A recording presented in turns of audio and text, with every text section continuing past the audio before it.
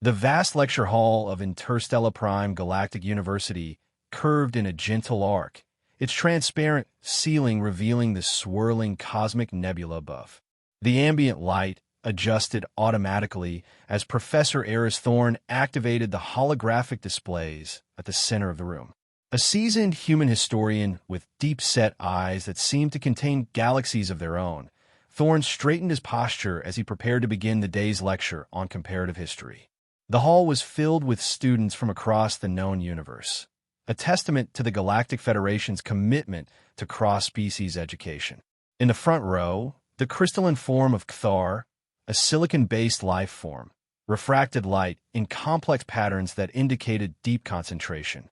Nearby, a group of amphibious Lyrians sat in specially designed moisture pods, their translucent skin revealing the gentle flow of their circulatory systems.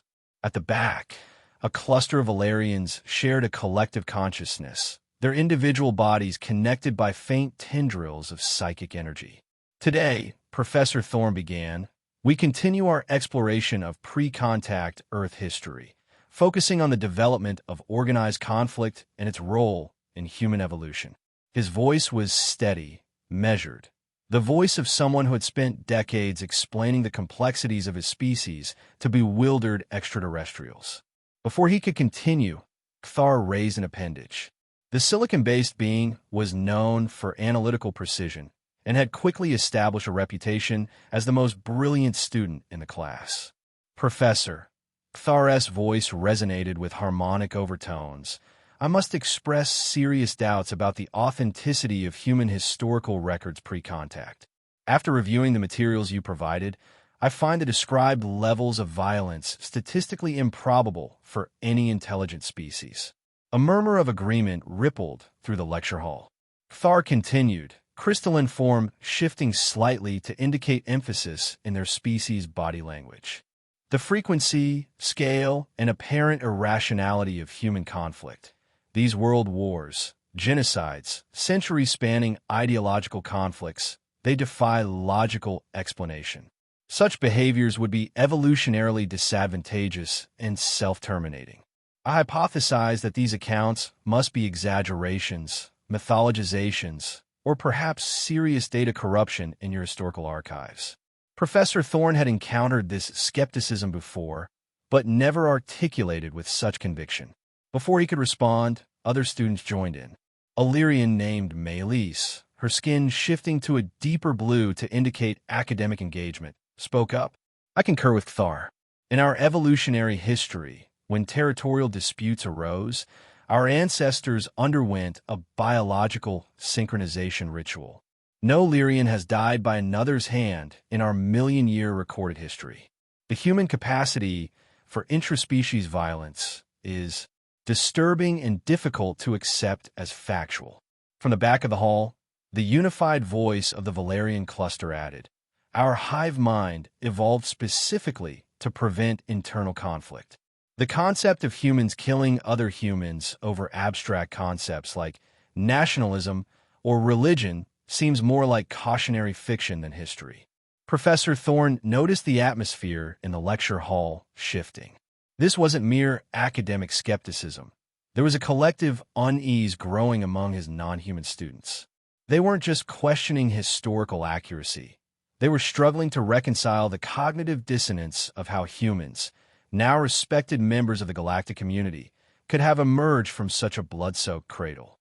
He switched off the prepared presentation and took a deep breath. Cthar raises an excellent point, one that many of your species have raised since first contact with Earth. How could an intelligent species engage in such seemingly self-destructive behavior and still achieve space travel, let alone join galactic society? Walking to the center of the room, Thorne activated the environmental simulator. To understand human history, we must first understand the cradle that shaped us.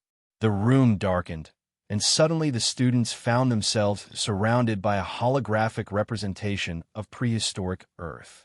Lush forests gave way to open savannas, where early hominids moved cautiously through tall grasses. Unlike many of your homeworlds, Thorne explained, Earth was not a forgiving environment. It was beautiful, yes, but deadly. With a gesture, he summoned images of natural disasters, volcanoes erupting, tsunamis crashing into coastlines, tornadoes tearing across plains.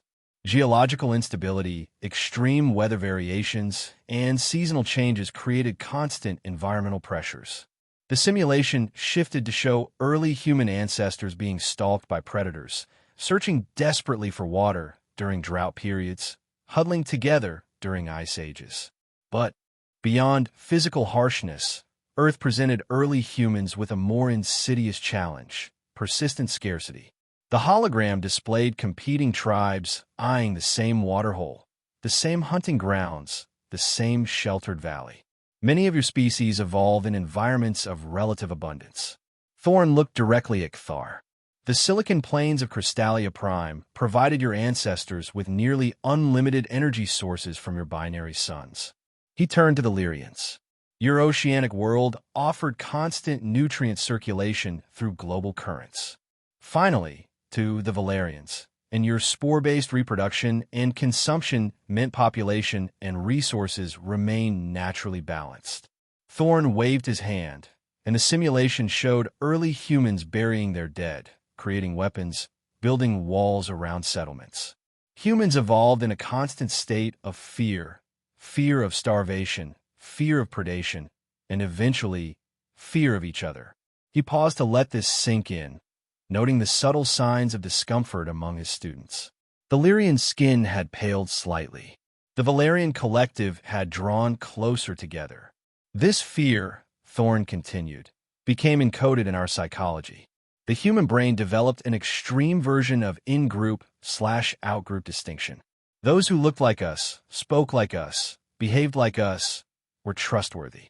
Those who didn't became automatic threats. The hologram showed two early human tribes encountering one another, their initial caution turning to violence over access to a hunting ground. Unlike the biological synchronization of Lyrians or the natural hive connection of Valerians, humans had no inherent mechanism for peaceful conflict resolution between unrelated groups.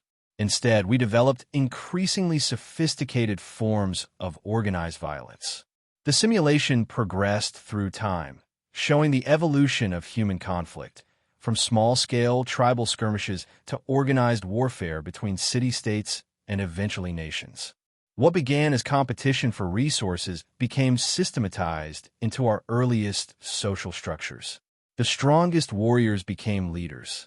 Those who could organize effective violence gained status and reproductive advantages. Tribal identities strengthened around shared defense and conquest. Cthar's crystalline form pulsed with what Thorn recognized as the equivalent of a frown. But Professor, wouldn't natural selection favor cooperation over time? The energy expenditure of constant conflict is highly inefficient. An excellent question, Thorn nodded. And indeed, cooperation within groups was strongly selected for. Humans are, paradoxically, one of the most cooperative species in the galaxy, within our identified in-group. The problem was that our in-group was terribly limited by today's standards. The hologram shifted to show ancient empires rising and falling in rapid succession. As human civilization developed, our capacity for violence evolved in lockstep with our technological advancement. Each major technological breakthrough was almost immediately applied to military purposes. The display showed the progression of weapons, stone tools becoming spears, bronze being cast into swords, iron forged into armor, gunpowder packed into cannons, and finally, the mushroom clouds of atomic weapons. This is where many non-human historians struggle to understand human development.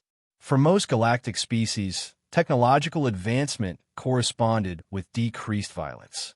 For humans, each advancement often initially increased our capacity for destruction.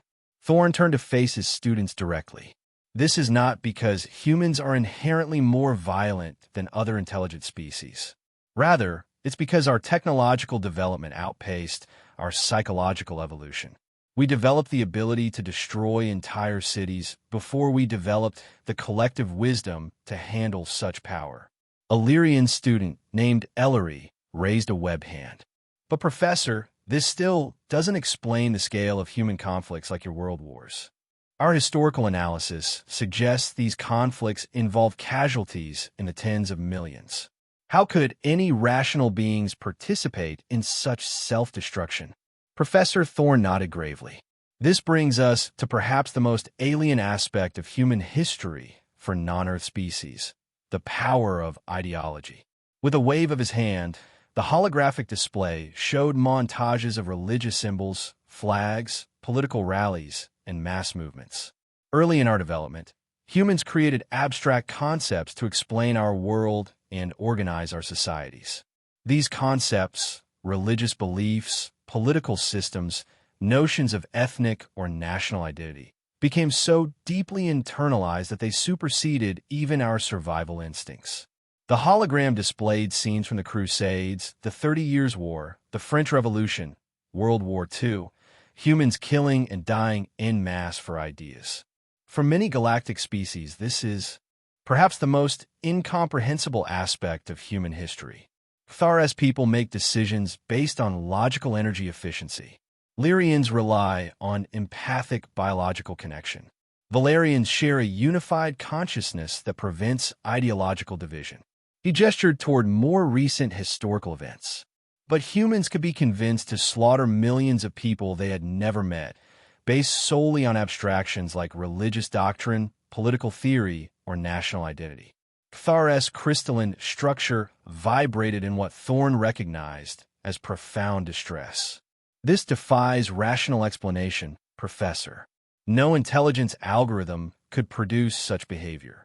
That's because these behaviors weren't primarily driven by rational thought, Thorne explained.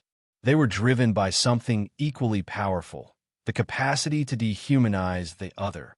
The display showed propaganda posters from various conflicts, each depicting enemies as subhuman, monstrous, or evil. Once a human group identified another group as the outgroup, psychological mechanisms activated that allowed for moral disengagement. The enemy ceased to be fully human in the minds of the aggressors, making atrocities not merely possible, but often celebrated. The simulation displayed images of slavery, concentration camps, mass graves, scenes so disturbing that several Lyrians turn away, their skin blanching to almost white. I must request a moment for neural rebalancing, announced the Valerian collective, their unified consciousness clearly disturbed by the imagery. Of course, Professor Thorne said gently, dimming the holographic display. I understand this is difficult material. It's difficult for modern humans to confront as well. After a brief pause to allow his students to recover, Thorne continued with a more abstract display, showing timeline charts rather than graphic imagery. The 20th century represented both the pinnacle and the beginning of the end for human-on-human violence. Two global conflicts killed hundreds of millions. And then, humanity developed weapons that could potentially end all life on Earth. The display showed the Cold War era, with opposing blocs of nations aiming thousands of nuclear weapons at each other. We entered a period called mutually assured destruction, appropriately abbreviated as MAD. For decades, humanity lived under the constant threat of self-annihilation. A single miscalculation, a single failure of communication, could have ended our species. Thar's crystalline form pulsed rapidly, indicating extreme cognitive distress.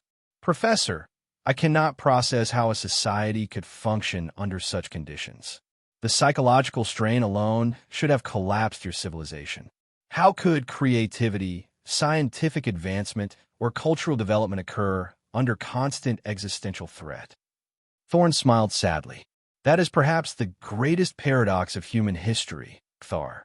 Some of our most significant advancements occurred precisely during this period of maximum tension. The hologram showed the space race, computer development, medical breakthroughs, and artistic movements, all occurring against the backdrop of the Cold War. The constant threat forced unprecedented cooperation within each bloc. It drove technological innovation at a pace never before seen. And most importantly, it began to expand our concept of in-group to larger and larger units. Thorne walked through the hologram, his figure passing through images of the United Nations, international treaties, and global cooperation initiatives. For the first time in our history, humans began to recognize that our planet was too small for our capacity for violence. We developed complex diplomatic systems, verification regimes, and communication protocols specifically designed to prevent our worst impulses from destroying us. Maelys, the Lyrian student who had spoken earlier, raised her hand. Professor, you speak of these developments almost positively. Are you suggesting that this history of violence was somehow beneficial to human development? Thorne shook his head. Not beneficial. That would imply it was the best or only path. But it was our path, and understanding it helps explain humanity's current role in the galactic community. The hologram shifted to show humans in their current position in the galaxy, serving as diplomatic troubleshooters, crisis response teams, and pioneers in dangerous regions that other species avoided. The cruel irony is that constantly living on the edge of self-destruction prepared humans uniquely for certain roles in interstellar society.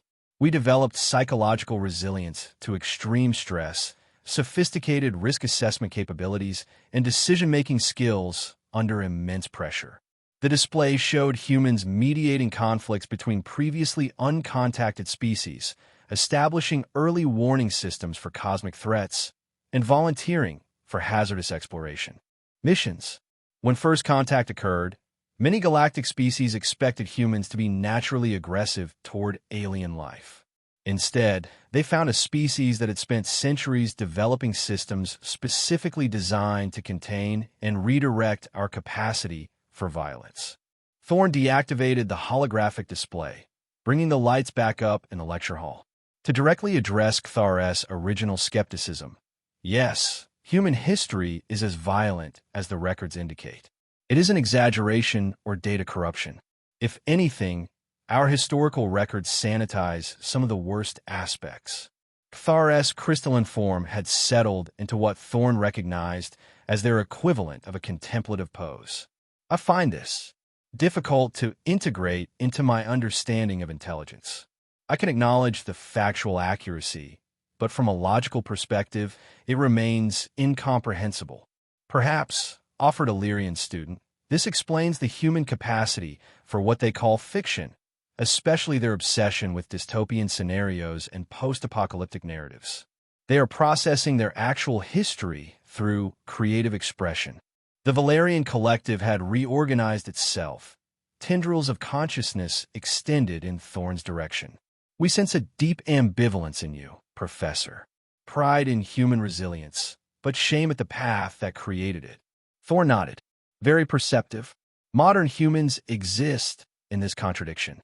We recognize the horrors of our past, yet understand that they shape capabilities we now use for more constructive purposes in the galactic community. He looked around the lecture hall, making eye contact with students from dozens of species. This is why comparative history is so vital. Each sentient species brings a unique evolutionary and cultural perspective to our shared galactic civilization. Humans bring our hard-won understanding of conflict management and our psychological preparation for existential threats. Kthar raised an appendage again. Professor, given this history, do you believe humans have truly changed their nature or merely redirected it? If conditions of scarcity or ideological division were to re-emerge at a galactic scale, would humans revert to these patterns? The question hung in the air, and Thorne noticed the subtle signs of tension among the non-human students. The Lyrian skin darkening slightly, the Valerian collective drawing in upon itself. An incisive question, Thorne acknowledged. I believe humans have evolved beyond our worst impulses, but we haven't erased them. Like any species, we remain products of our evolutionary history. What has changed is our awareness of these impulses and our sophisticated social structures designed to channel them constructively. He paced slowly across the lecture platform. This is actually why human history is taught so candidly in the Federation curriculum. Not to horrify non-human students, but to ensure transparency about our past and the psychological heritage we bring to galactic society. Ellery, the Lyrian student, spoke up again. It explains why humans are often requested as negotiators in interspecies conflicts. You understand darkness in a way many of us do not. A diplomatic way of putting it, Thorne smiled, but essentially correct. Having walked so close to the abyss of self-destruction, humans developed a visceral understanding of what's at stake when cooperation fails.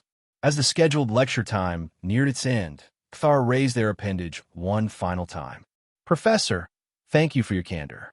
While I still find human history logically troubling, I better understand why the Galactic Historical Authority certified these accounts as authentic despite their statistical improbability. One final question, if I may. Do you believe other intelligent species would have followed a similar path under Earth-like conditions? Professor Thorne considered this carefully. That's a profound question that crosses into both evolutionary biology and counterfactual history. My honest assessment is that any intelligent species evolving under conditions of scarcity, predation pressure, and geographical isolation would develop some form of organized violence.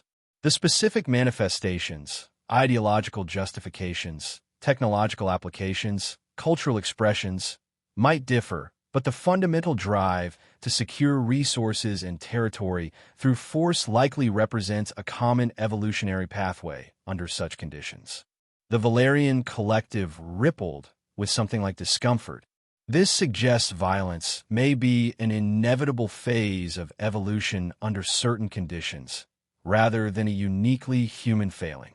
Precisely, Thorne nodded, which is why understanding human history is valuable even for species that evolved under very different circumstances.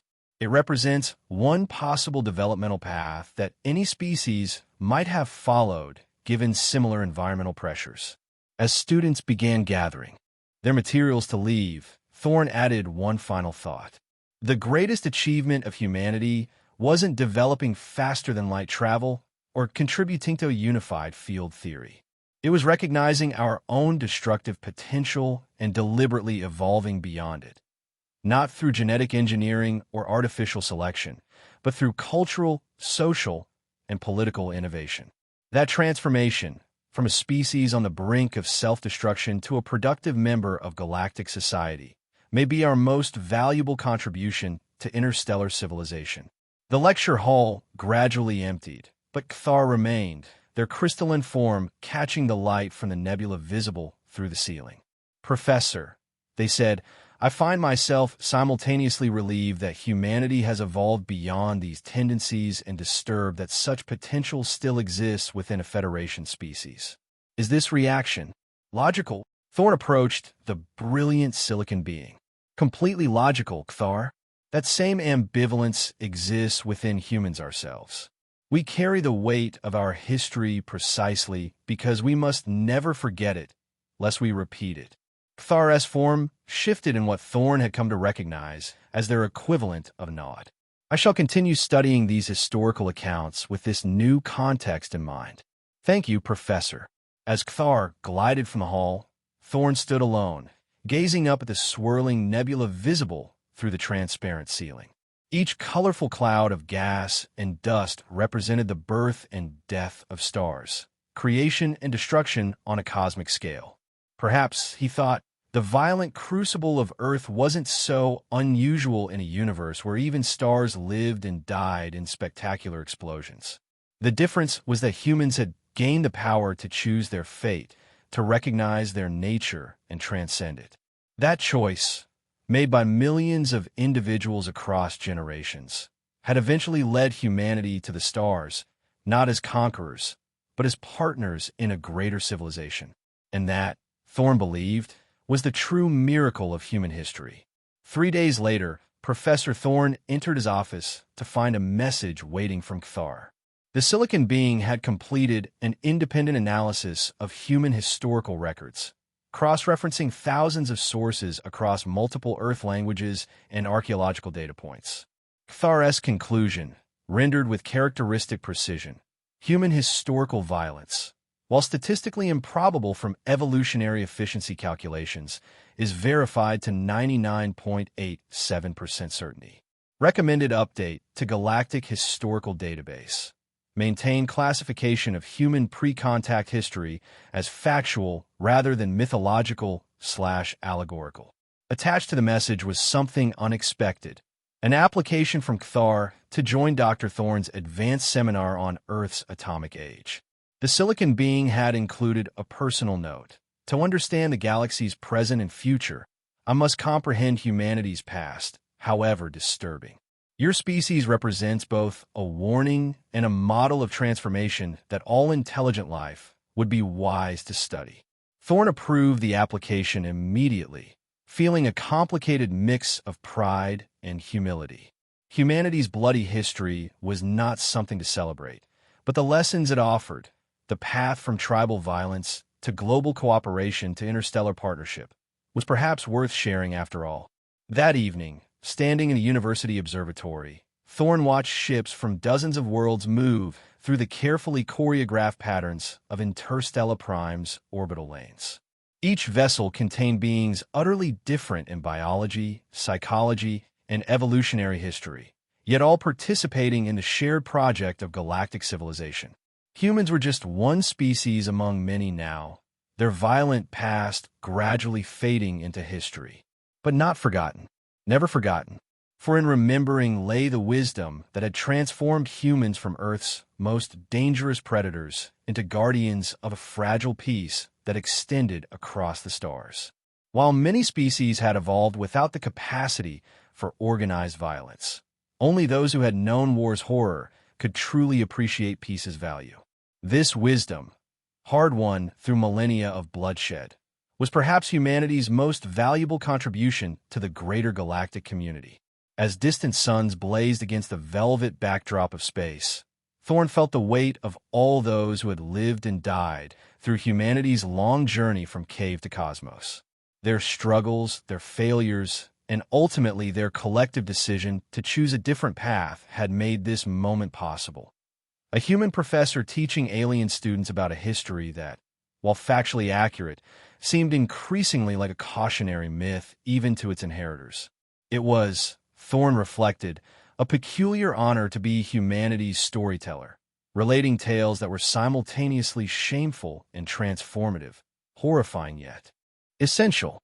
Tomorrow he would return to his lecture hall, face more questions from beings who struggled to comprehend humanity's bloody adolescence, and continue the work of translation, not just between languages, but between fundamentally different evolutionary experiences. For in understanding difference lay the foundation of the Federation itself, not erasing the unique paths that had brought each species to sentience, but acknowledging them, learning from them, and together charting a course toward a future wiser than any single species could create alone.